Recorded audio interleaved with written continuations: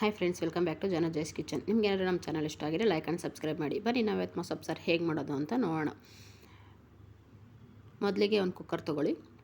ಕುಕ್ಕರ್ಗೆ 2 ಗ್ಲಾಸ್ ನೀರು ಹಾಕಿ, ತೊಳೆದಿರೋಂಥ ಅರ್ಧ ಕಪ್ ತೊಗರಿಬೇಳೆ ಹಾಕಿ,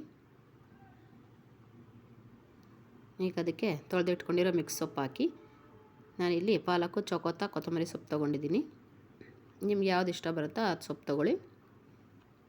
ಮತ್ತು ಇದಕ್ಕೆ 2 ಹಸಿಮೆಣ್ಸಿನ್ಕಾಯಿ, ಒಂದು ಟೊಮೊಟೊ, ಒಂದು ಕಟ್ ಮಾಡಿರೋ ಈರುಳ್ಳಿ, 10 ರಿಂದ 12 ಬೆಳ್ಳುಳ್ಳಿ ಹೆಸಳು, ರುಚಿಗೆ ತಕ್ಕಷ್ಟು ಉಪ್ಪು ಹಾಕ್ಬಿಟ್ಟು ಲಿಡ್ ಕ್ಲೋಸ್ ಮಾಡಿ 2 ವಿಷಲ್ ಬಿಡಿ. ಕುಕ್ಕರ್ ಕೂಲಾದಮೇಲೆ ಎಲ್ಲವನ್ನು ಒಂದು ಸಪ್ರೇಟಾಗಿ ಪ್ಲೇಟಲ್ಲಿ ಇಟ್ಕೊಳ್ಳಿ. ಮತ್ತು ಇದು ಕೂಲಾದಮೇಲೆ ಜಾರ್ಗೆ ಹಾಕ್ಕೊಳ್ಳಿ.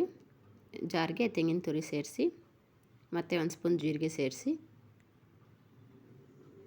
ಇದಕ್ಕೆ ಬೇಯಿಸ್ಕೊಂಡಿರೋ ಟೊಮೊಟೊ, ಈರುಳ್ಳಿ,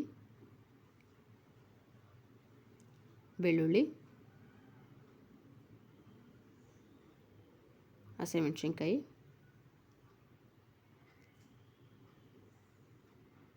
ಮತ್ತು ಬೇಯಿಸ್ಕೊಂಡಿರೋ ಸೊಪ್ಪನ್ನು ಸೇರಿಸಿ ನುಣ್ಣಗೆ ಪೇಸ್ಟ್ ಮಾಡ್ಕೊಳ್ಳಿ.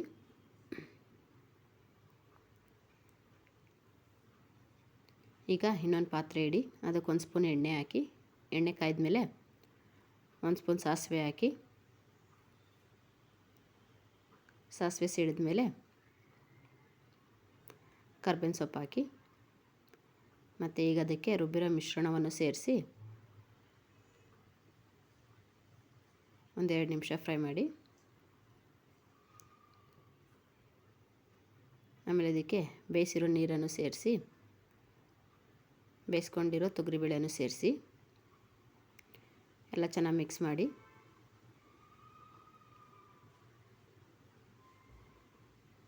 ಚೆನ್ನಾಗಿ ಕುದಿಸಿ. ಈಗ ಮೊಸಪ್ ಸಾರು ರೆಡಿಯಾಗಿದೆ.